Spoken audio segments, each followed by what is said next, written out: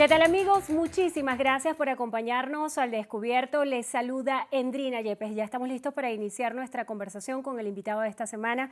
Él es Elías Jagua Milano, diputado ante la Asamblea Nacional en representación del Partido Socialista Unido de Venezuela. Gracias por acompañarnos hoy al Descubierto. Gracias a ti, Endrina, por invitarnos. Importantes responsabilidades, además de ser sociólogo, fue miembro de la Asamblea Constituyente de Venezuela, segundo vicepresidente de la Comisión Legislativa Nacional, ministro de la Secretaría de la Presidencia de Venezuela, ministro para la Economía Comunal de Venezuela, ministro de Agricultura y Tierras, vicepresidente de Venezuela en el periodo comprendido 2010-2012, ministro de Poder Popular de Relaciones Exteriores, ministro de Poder Popular para las Comunas y Movimientos Sociales, actualmente diputado. ¿Qué se siente esta transición después de haber tenido tantos cargos en el Ejecutivo Nacional?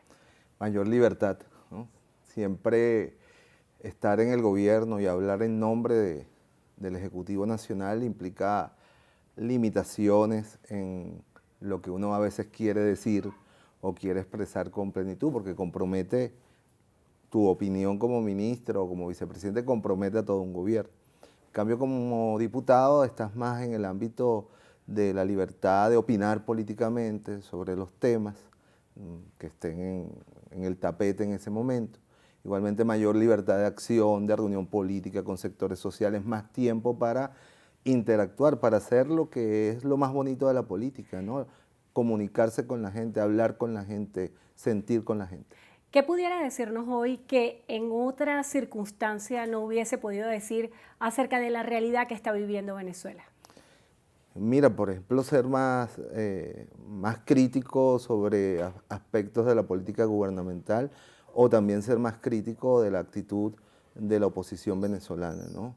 De la oposición cada día más antidemocrática, arbitraria de la oposición venezolana. Que si fuese ministro, bueno, hay que tener algunos cuidados, sobre todo si uno quiere entablar un diálogo con los sectores de la oposición. Muchísimos venezolanos tienen la impresión de que los discursos políticos parecieran estar divorciados, al menos por parte del discurso oficialista, de la realidad que están viviendo en cuanto a la crisis económica. ¿Qué opina usted acerca de esta sensación colectiva de desesperanza? Siendo usted sociólogo, hay una sociólogo que acuñó el término desesperanza aprendida. ¿Considera usted que estamos viviendo sociológicamente un momento como este de desesperanza? Mira, yo diría que no tanto de desesperanza, ¿no? Sino de malestar creciente, generalizado y desapego de lo político, que creo que es uno de los logros más importantes de la Revolución Bolivariana, haber interesado a la sociedad por la política, por la participación, por lo que digan los políticos, ¿no? Por votar masivamente como votamos, ¿no? Venezuela tiene participación en procesos electorales de 80% del electorado. Recientemente en España hemos visto las elecciones con el 50% del electorado fue electo en primer lugar el señor Rajoy con 30% de los votos. En Venezuela los presidentes han sido electos con más del 50% de los votos, tanto el comandante Chávez como el presidente. Eso fue un gran logro que está hoy amenazado por las condiciones reales, objetivas que vive la población, y la población siente que la dirigencia política, tanto del gobierno como de la oposición, no son capaces de avanzar en un mínimo acuerdo para superar esa situación. Por lo tanto, la gente comienza a pensar, a esta gente no le importamos.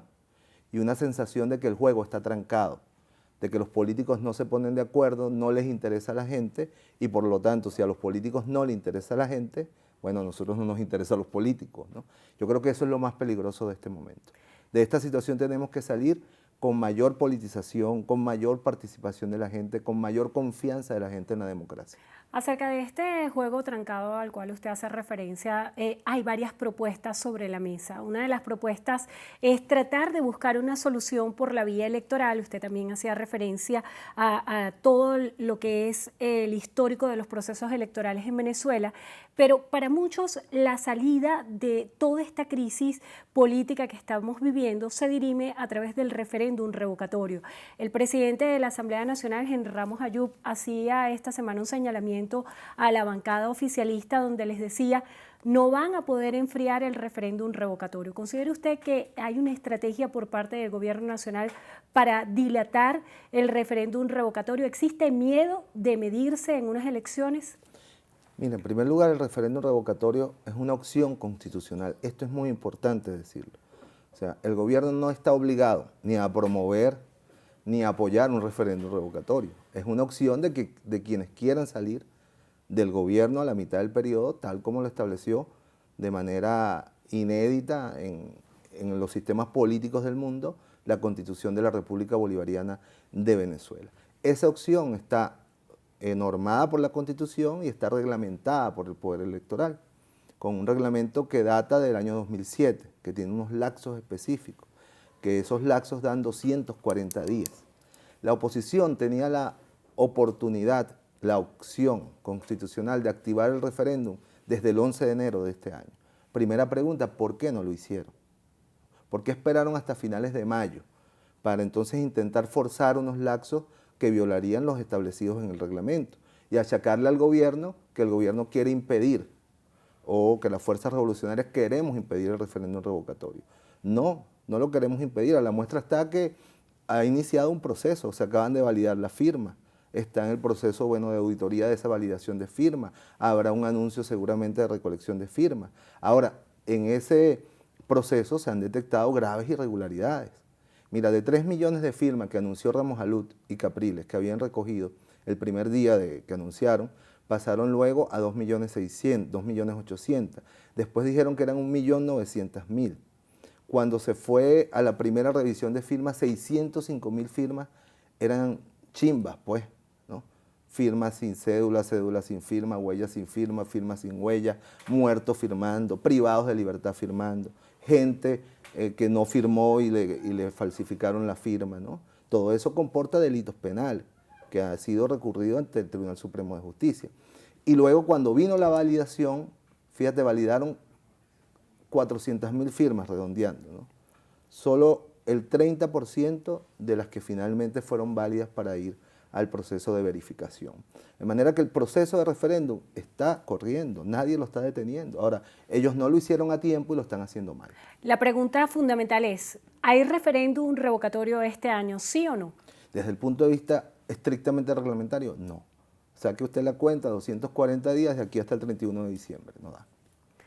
El diálogo también ha sido una de las respuestas necesarias, sobre todo sugerida también por la comunidad internacional, quien ha tratado de propiciar a través de la Comisión de UNASUR que exista un diálogo entre el oficialismo y la oposición venezolana. Usted ha estado como uno de los actores fundamentales en representación del chavismo en este proceso de diálogo.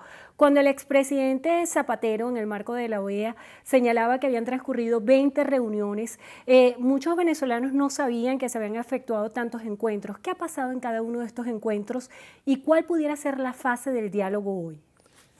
Mira, Andrina, desde que se inició esta nueva etapa tras la victoria de la oposición en la Asamblea Nacional y su instalación el 5 de enero, a pesar de todos los malos mensajes que se dieron desde el principio, ¿no? El primer día de la instalación, bueno, le damos 6 meses al presidente de la República para buscar una manera de salir de él, ¿no?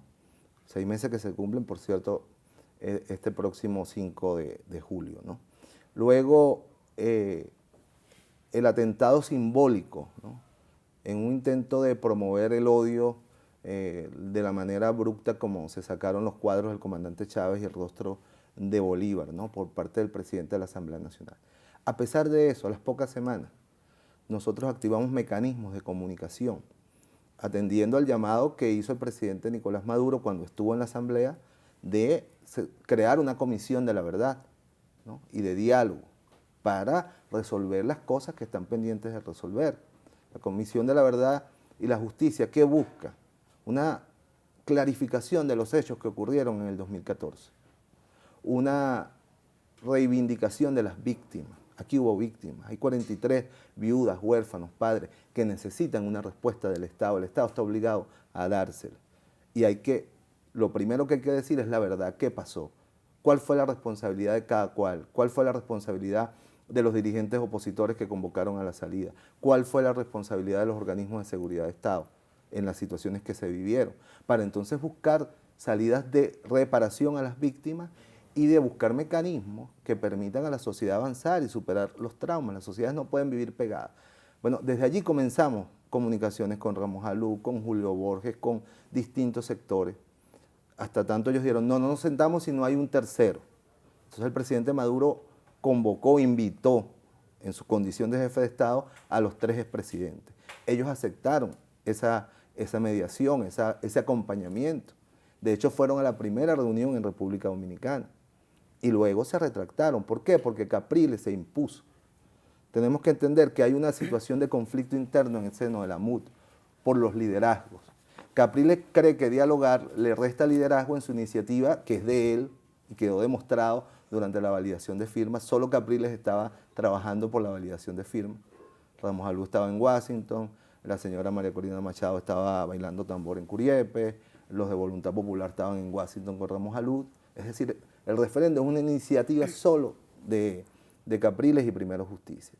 Y ellos piensan que sentándose a dialogar le quita la iniciativa política que Capriles quiere para llegar a ser presidente, que es lo que a fin de cuentas está. Ahora, eso no le importa al país.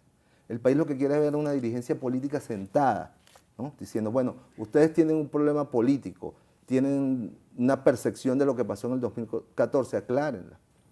Y el que tenga que salir con medidas judiciales, que salga, el que tenga que pagar por los crímenes que cometió, que los pague, ¿no? Siéntense y respétense la normalización de los poderes públicos que ha planteado el presidente, vamos a respetarnos. La Asamblea respeta al Ejecutivo respeta a la Asamblea Nacional. Vamos a sentarnos a crear un mínimo de estabilidad política para que las medidas antiinflacionarias, las medidas de impulso a la producción, las medidas para mejorar el abastecimiento se puedan desarrollar y la gente pueda estar tranquila, ¿no? Y vamos a comprometernos a renunciar al uso de la violencia como forma de hacer política, que tanto daño le ha hecho a Diputado, Venezuela. es momento de hacer una breve pausa y ahora que usted ha mencionado el tema de la violencia, yo quisiera que en la próxima parte habláramos acerca de dónde surge la violencia, de dónde proviene la violencia, porque en un país tan polarizado siempre se ha dicho que la violencia está de un lado y la violencia está del otro. Yo quisiera que en la próxima parte habláramos de eso. Vamos a hacer una breve pausa y continuamos al descubierto. Estamos conversando con el diputado ante la Asamblea Nacional en representación del Partido Socialista Unido de Venezuela, Elías Jagua. Hacemos una pausa y venimos con más.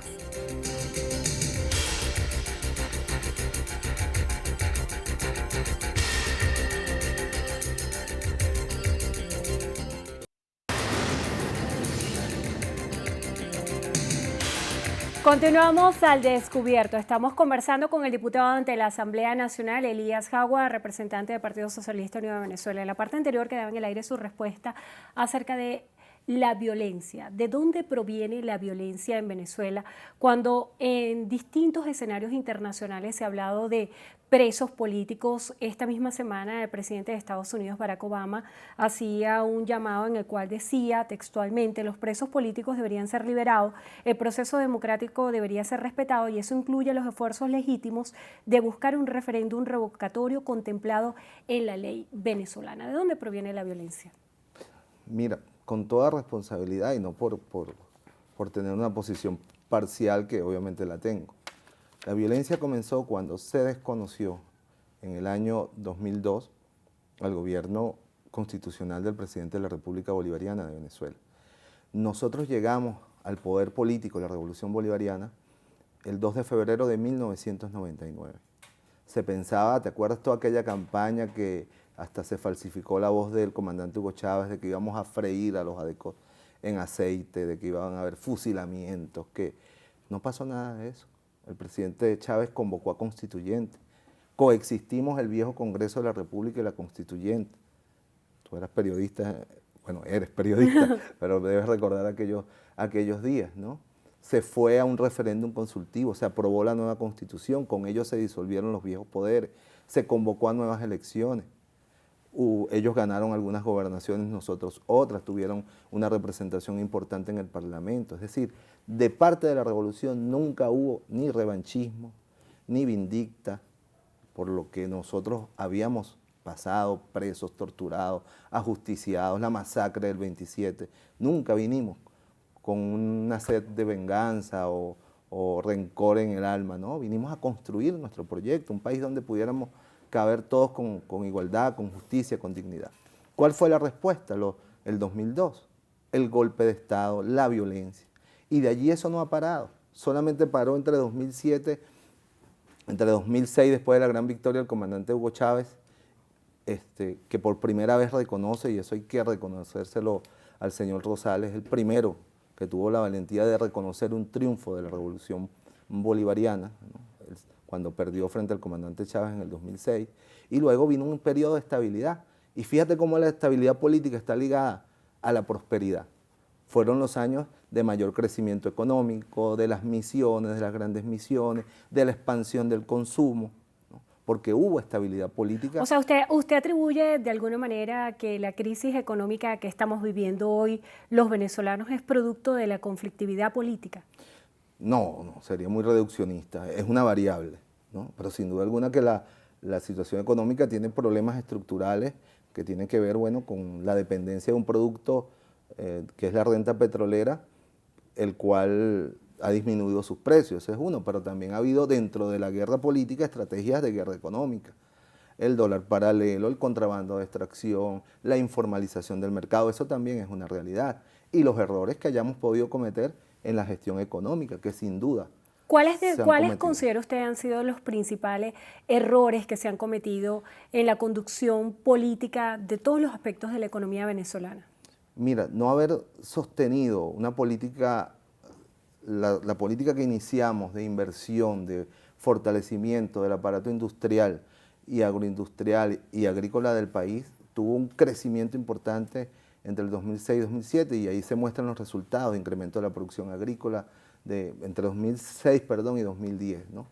Luego, por diversas razones, que habría que explicar en detalle, hubo una desaceleración en la política de inversión en lo productivo y se comenzó a priorizar las importaciones. Ahí hay un error, ¿no? Un error.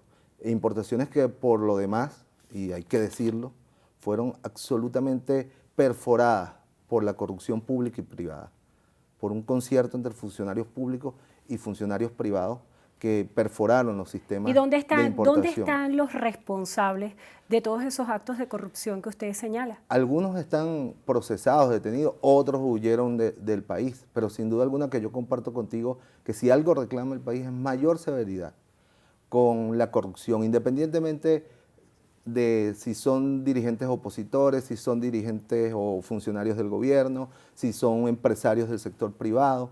O sea, el país no puede seguir permitiendo un nivel de impunidad que hace que la gente sienta que el Estado está inerme frente a este fenómeno, que además en momentos de crisis pesa más, porque la gente siente que lo que le está pasando es porque hubo unos corruptos que se llevaron el dinero, y en parte eso es cierto, pero no es toda la verdad.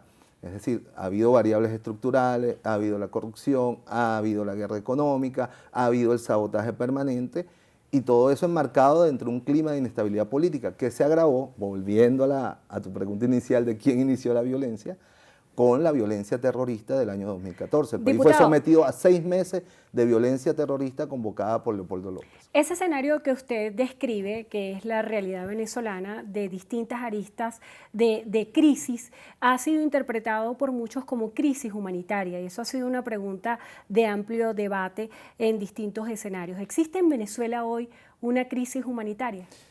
Mira, en Venezuela hay graves problemas económicos que pudieran estar amenazando derechos que el pueblo venezolano adquirió plenamente, como nunca antes lo había logrado, en la primera década de la Revolución Bolivariana. Uno de ellos es el derecho a la alimentación.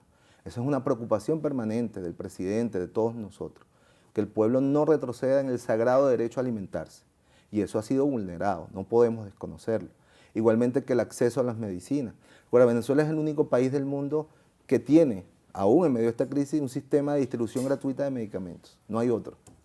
no hay, salvo Cuba, ¿no? Sin embargo, no hay una crisis hospitalaria y de insumos médicos de insumos, correcto. que incluso ha llevado a muchos pacientes con enfermedades de tratamientos prolongados a manifestarse en distintos escenarios, y eso es una realidad que no se puede desconocer. Pero lo que te estoy explicando es que Venezuela tiene un sistema de distribución que hoy también está vulnerado, y con ello se vulnera el derecho que el pueblo había alcanzado a tener medicamentos gratuitos, a obtener medicamentos de bajo costo. Eso solo lo logró en la revolución. Hoy eso está vulnerado, hoy eso está perforado. ¿Y qué representa políticamente eso que usted señala como unos retrocesos en materia de alimentación, en materia de sistema de salud? ¿Qué representa eso políticamente para el liderazgo de Nicolás Maduro cuando se ha hablado de distintos indicadores que apuntan a una caída en el respaldo popular? Yo creo que no se trata del liderazgo del presidente Nicolás Maduro. Nicolás Maduro ha hecho un gran esfuerzo, un extraordinario esfuerzo en medio de condiciones difíciles. Yo creo que es un desafío al liderazgo político, era lo que te decía anteriormente. Esa vulneración a derechos que el pueblo había logrado plenamente en la Revolución Bolivariana constituye un cuestionamiento de la población a toda la dirigencia política nacional, sin duda alguna a quienes estamos en el gobierno mucho más, ¿no? Y lo que la gente reclama es precisamente eso, no es si es referéndum o no referéndum, si disuelves la asamblea o no la disuelves. La gente quiere ver a una dirigencia política ocupada de ellos, que no se sientan solos. Lo más importante en este momento es que nuestro pueblo no se sienta solo, que sienta la seguridad de que estas dificultades están plenamente claras para nosotros y que somos capaces de acompañarlos, de que estamos ocupados, de que estamos trabajando, de que no nos vamos a ir de Venezuela, sépanlo, ¿no? Y yo me dirijo especialmente al pueblo chavista. Nosotros no nos vamos a ir de Venezuela en ninguna circunstancia, nosotros vamos a estar aquí enfrentando nuestras responsabilidades, nuestros aciertos, nuestros logros, nuestros errores. Pero solos no, nosotros no nos vamos a ir de Venezuela nunca. Ahora que mencionaba la situación de la Asamblea Nacional, esta semana surgió a la opinión pública una iniciativa de un ala del chavismo que está tratando de promover que se disuelva la Asamblea Nacional. ¿Cuál es la postura que usted tiene como diputado en este sentido? Bueno, es la opinión de Hidalgo Bolívar, ¿no? Yo no la he profundizado. Yo creo que eso no contribuye al propósito fundamental que ha definido el presidente de la República y que acompaña plenamente la dirección del PSUV, que es el diálogo. Sí, precisamente uno de los temas de agenda del diálogo es que vamos a reconocernos los poderes, que la Asamblea respete al Ejecutivo, respete al Tribunal Supremo y el Ejecutivo respete a la Asamblea, ¿no? No importa en este momento quién comenzó el irrespeto, ¿no? Yo creo que eso no le importa a la gente, sino que normalicemos la vida institucional democrática del país. No puede haber una asamblea promoviendo la salida del presidente de la República, ¿no? Y en consecuencia nosotros hemos considerado legítimo, bueno, confrontar a ese poder público que desconoce la voluntad de un pueblo que eligió a un presidente como los eligió a ellos a la asamblea. Entonces yo creo que ese tipo de acciones lo que generan es más angustia en la población, ¿no? No sé qué haya motivado a Hidalgo Bolívar, pero en todo caso, personalmente yo no la comparto y la dirección del PSUV no la ha discutido. Se ha hablado mucho en escenarios internacionales de que el Ejecutivo Nacional a través del Tribunal Supremo de Justicia ha tratado de invalidar a la Asamblea Nacional. Yo quisiera que en la próxima parte usted me diera su respuesta acerca de si considera si esto es así o no, que si el Tribunal Supremo de Justicia ha sido utilizado como un brazo ejecutor del Ejecutivo para tratar de invalidar todos los actos del Parlamento. Vamos a hacer una breve pausa y continuamos con más ya al descubierto.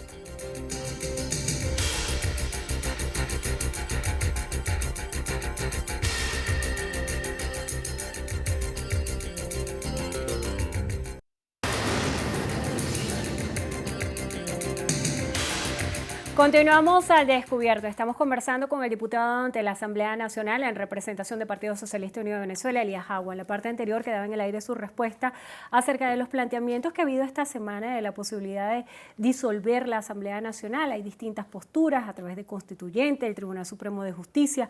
¿Cuál es su opinión acerca de todos estos planteamientos? Mire, yo creo que en primer lugar la violación que puede hacer de la Constitución un grupo de diputados o la Junta Directiva comprende responsabilidades individuales de acuerdo a los principios constitucionales. ¿Y la inmunidad parlamentaria? Bueno, hay un procedimiento. O sea, la inmunidad parlamentaria no es impunidad. Si un diputado o diputada comete un delito, hay un procedimiento constitucional para hacerlo, ¿no? De manera individual, cualquier diputado, cualquiera de nosotros puede ser juzgado, ¿no? La Constitución no prohíbe que un diputado sea juzgado, simplemente que establece unos mecanismos, que es el pronunciamiento, el antejuicio de mérito ante el Tribunal Supremo, el allanamiento de la inmunidad parlamentaria, pero ningún diputado es impune para cometer un delito, sea penal o sea la violación de la Constitución. Eso debe quedar muy claro. Y lo que tú decías, no es que sea invalidado a la Asamblea Nacional, es la Asamblea Nacional la que ha intentado invalidar al Ejecutivo Nacional y al Tribunal Supremo. ¿Cómo? Negándole, por ejemplo, el decreto de emergencia económica, con lo cual invalida al Ejecutivo para responder a la crisis económica. Es decir, no hagas nada para resolver el abastecimiento, etcétera, y lo negaron abiertamente. El Ejecutivo tuvo que acudir ante el Tribunal Supremo para decir, mira, hay una emergencia. ¿Alguien puede negar que hay una emergencia? No. En este la hay. sentido... Entonces el Ejecutivo tuvo que ir al Tribunal Supremo e invalidar constitucionalmente la decisión de la Asamblea para poder tomar acciones que nos permitan superar la compleja situación económica que afecta al pueblo. En este sentido, ¿en qué varió los escenarios el decreto de emergencia económica, que si bien es cierto no fue aprobado por la Asamblea Nacional, fue otorgado a través del Tribunal Supremo de Justicia como un decreto que salió publicado en Gaceta? ¿En qué varió eso las soluciones o de qué manera activó las soluciones en materia económica para Venezuela? Por ejemplo, aceleró la posibilidad de los trámites para la adquisición de alimentos y medicinas que han comenzado a llegar al país, ¿no? Que hubiesen llevado un trámite mucho más largo si no se da un decreto de emergencia que permite la adquisición en menos tiempo, con menos laxo, con menos oferentes, ¿no? Un ejemplo concreto que la gente pues va a comenzar y está comenzando a sentir en algunos rubros alimenticios, ¿no? La creación, la disposición de recursos para la distribución de alimentos vía los comités locales de abastecimiento y producción, por colocar otro ejemplo concreto que está impactando positivamente a las comunidades populares. De manera que ahí hay dos ejemplos concretos, te puedo señalar muchos otros en materia a su juicio de la inversión extranjera en el arco minero que se quiere boicotear desde la Asamblea Nacional. ¿A su juicio ha sido eficiente el Ejecutivo Nacional en dar respuestas en materia económica para la crisis que estamos viviendo los venezolanos? Yo creo que las medidas están tomadas son las correctas, las que han venido tomando. La primera de ellas es el impulso a la producción nacional, ¿no? Los 14 motores productivos. Yo creo que es una política estratégica para salir de la situación no solo con pañitos calientes, sino salir con una economía fortalecida, que no nos vuelva a ocurrir lo que nos ha ocurrido en este tiempo, cualquiera sea la causa que se quiera dar a la actual situación, ¿no? Diputado, usted en la primera parte de la entrevista me planteaba que en su investidura de diputado podía ser más crítico, y yo quisiera que en esta parte me respondiera de manera crítica. ¿Cómo considera usted fue su gestión como ministro de Agricultura? Porque ha habido distintas voces opinando acerca de su gestión como ministro de Agricultura. Mira, en primer lugar, tenemos que ver los indicadores de ese tiempo. Uno puede ser responsable eternamente de un sector porque fuiste ministro en una época y pasan 50 años y tú eres el responsable de que en determinado momento haya problemas. Yo fui ministro entre el 2006 y el 2009, ¿no? Son los momentos de mayor crecimiento de la producción nacional. Logramos autoabastecimiento en arroz, en maíz, en café. Ahí están las estadísticas, y no solo las del Ministerio de Agricultura y Tierra. Me tomé el tiempo y busqué las cifras de FEDEAGRO, que es la Federación de los Grandes Productores y Medianos Productores del país, y reflejan quizás indicadores menos que los que tiene el Ministerio de Agricultura, pero refleja que se rompieron récords históricos de producción, ¿no? Y eso no fue resultado de una gestión de Elías Aguas, sino de una política de la revolución que implicó la recuperación de las tierras ociosas, que implicó la inversión de la cartera agrícola prioritaria para el sector agrícola a bajo interés, la innovación científica tecnológica, la importación de maquinaria, la construcción de agroindustrias que allí están. De eso le quería preguntar. La política de expropiaciones adelantada por el Gobierno Nacional ha sido también señalada como uno de los principales responsables del tema de desabastecimiento en Venezuela. ¿Considera usted que esta política fue un acierto o fue una política errada?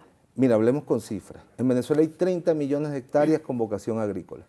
La revolución solo rescató tierras que en un 90% eran ociosas, ¿no? Que en un 90% eran ociosas por el orden de 1.800.000 hectáreas. Así, De 30 millones solamente se afectaron legalmente 1.800.000 hectáreas, de las cuales el 90% eran tierras totalmente ociosas y estaban demandadas por los campesinos, por los indígenas.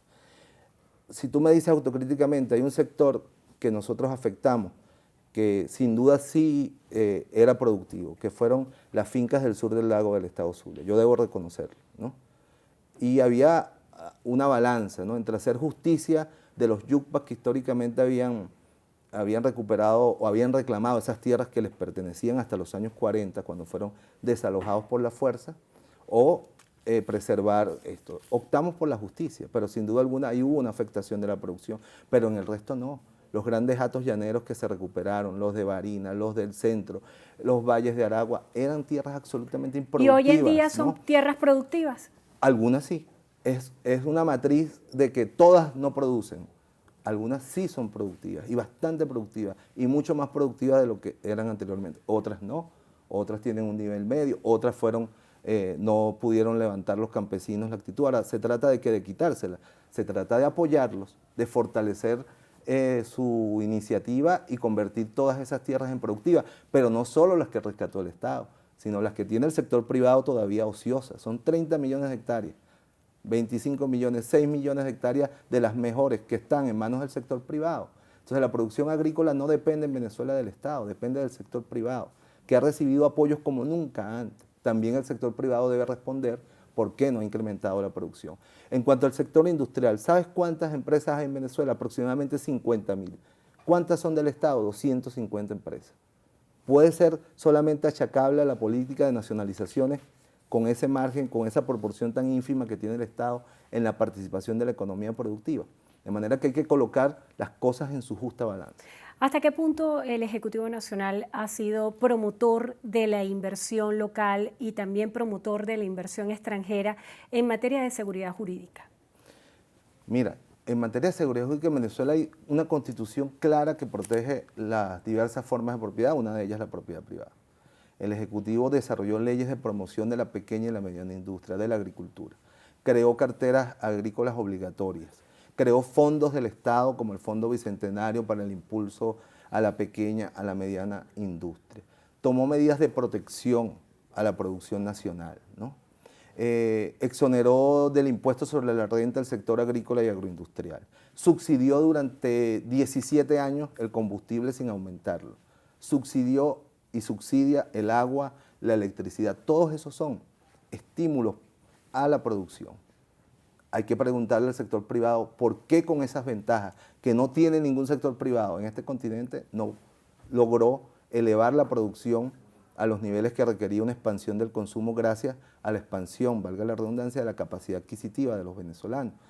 Que no quiere decir que no se incrementó la producción. Mira, el PIC agroindustrial, el PIC industrial, en la década de la Revolución, en primer lugar detuvo la caída histórica que traía desde los años 80 y logró una pequeña elevación. Ahora, esa pequeña elevación de la producción no se equiparó a la expansión del consumo de un pueblo que por primera vez tuvo derecho a comer carne, a tomar leche, a comprar carros, a comprar apartamentos, etc. Mira el sector inmobiliario nada más.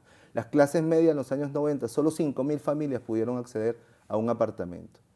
En 10 años de revolución, hasta cifras del 2011, 80.000 familias de clase media habían accedido a un apartamento o a una casa, para decirte un pequeño indicador. De manera que las oportunidades, las políticas de promoción, sí las hubo. Y aquí todos tenemos que rendir cuentas, quienes estuvimos al frente de las políticas, pero también quienes fueron beneficiarios de las políticas, y especialmente el sector privado. ¿Por qué no expandieron su producción? ¿Por qué le pusieron techo a su producción? Para limitar la oferta y con ello tener la posibilidad de especular, ¿no? Porque si producen más no pueden especular. Diputado, vamos a hacer una breve, sin duda es un debate muy profundo, vamos a hacer una breve pausa y al regreso quisiera que también nos hablara acerca de su experiencia porque fue canciller de Venezuela y en los últimos días el escenario internacional ha tenido muchísima relevancia el tema Venezuela. Yo quisiera que habláramos en la próxima parte acerca de la Carta Democrática porque todavía está la duda, ¿está o no está vigente? ¿Está en curso el análisis para aplicarla o no? Vamos a hacer una breve pausa y continuamos al descubierto conversando con el diputado ante la Asamblea Nacional, Elías Jaume.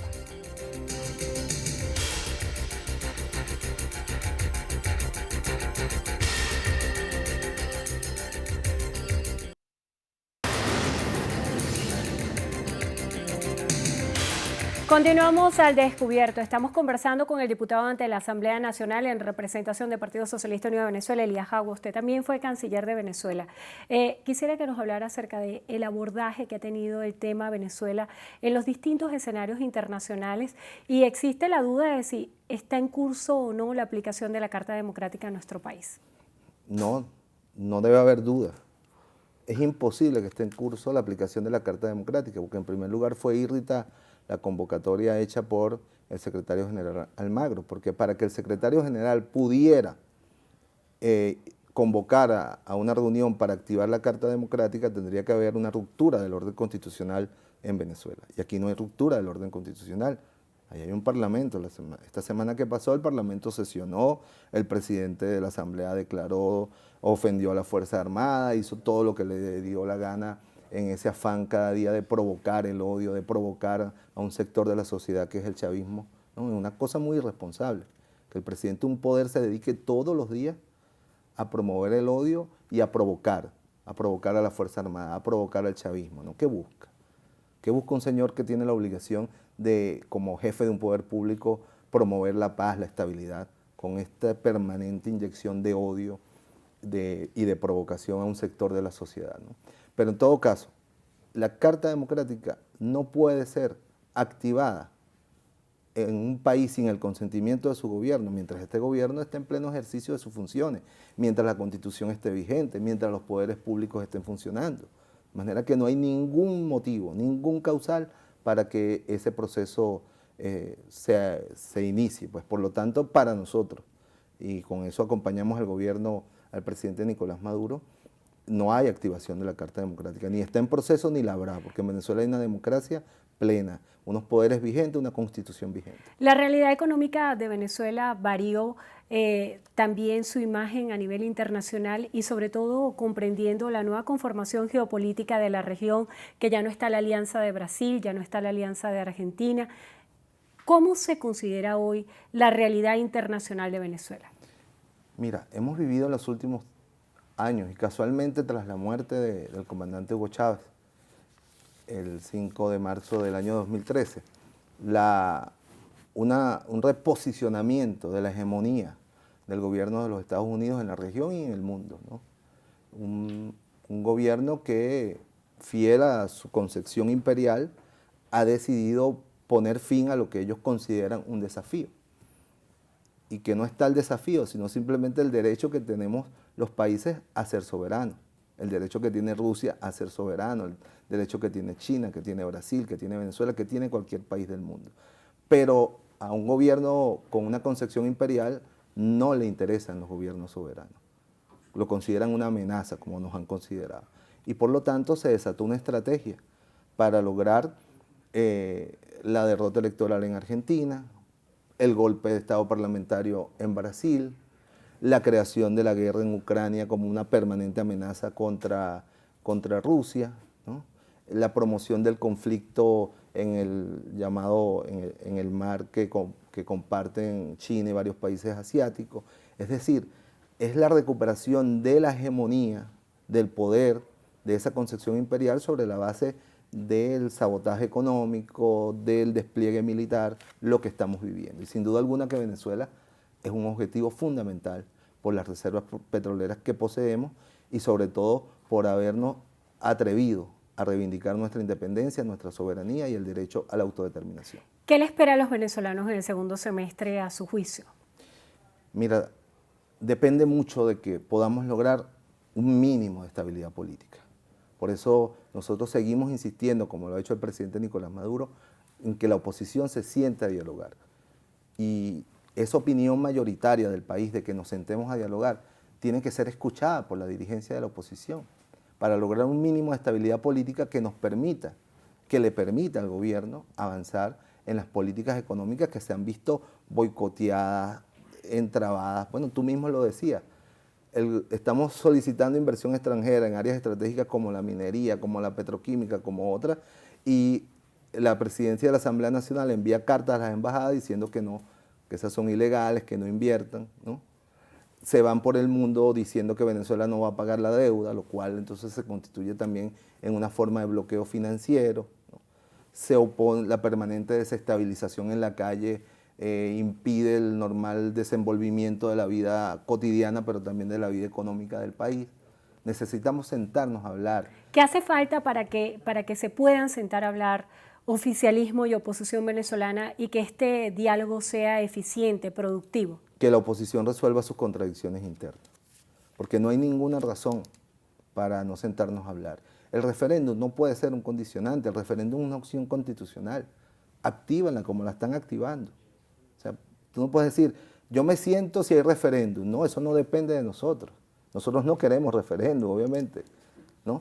Pero es un derecho constitucional que ellos tienen, que lo hagan bien, que lo hagan en los lapsos y tendrán referéndum, ¿no? Que es la única excusa que ellos han puesto para no sentarse a dialogar. Pero en el fondo es las graves contradicciones que en el seno de la oposición hay por la ambición de quién va a ser presidente después de haber destruido el país. No se puede pensar ser presidente de un país o presidenta de un país sobre la base de la destrucción de ese país, sobre el dolor de un pueblo. Así no se hace política. Una política tiene que construirse desde lo positivo, desde el estímulo a la nación, desde la construcción de un proyecto de esperanza, de futuro, y no de la destrucción del país, de la desmoralización de un pueblo, de la angustia y del sufrimiento de un pueblo. Un mensaje final para los venezolanos. Bueno, a empujarnos. Ustedes tienen que lograr empujar a la dirigencia política a sentarnos a dialogar y a encontrar mínimos de entendimiento para que nos ocupemos de lo que tiene que ocuparse una dirigencia política de ustedes, de la gente, del pueblo que aspiró y soñó por muchos años, por muchas décadas, lo que logró en esta primera década de la revolución y que hoy, lo sabemos, ustedes se sienten amenazados de perderlo, sienten vulnerado lo que lograron, tienen temor de volver atrás, ¿no? Y nosotros estamos obligados a superar esta situación, a trascender esta situación, y junto con ustedes, que además le agradecemos inmensamente, la comprensión, la conciencia, ¿no? El no haberse dejado provocar. Mira cómo en las últimas semanas se intentó promover estallidos sociales, y el pueblo rechazó plenamente eso, porque los venezolanos y venezolanas queremos la paz, y ustedes sobre todo quieren la paz. El pueblo venezolano lo que quiere es vivir bien. Ustedes lo que quieren es vivir bien, volver a recuperar el derecho a la alimentación que tenían hace 2, 3 años, gracias a la Revolución Bolivariana, al acceso a los medicamentos gratuitos, a pensar en poder realizarse plenamente ustedes y sus familias en Venezuela. Ustedes venezolanos tienen derecho a eso y nosotros estamos obligados a trabajar por eso. Bueno, le damos las gracias al diputado ante la Asamblea Nacional, Elías Jagua. Él es representante del Partido Socialista Unido de Venezuela. Gracias por acompañarnos hoy al Descubierto. Gracias, María. Y gracias a ustedes, como siempre, por habernos acompañado. Será hasta una próxima entrega.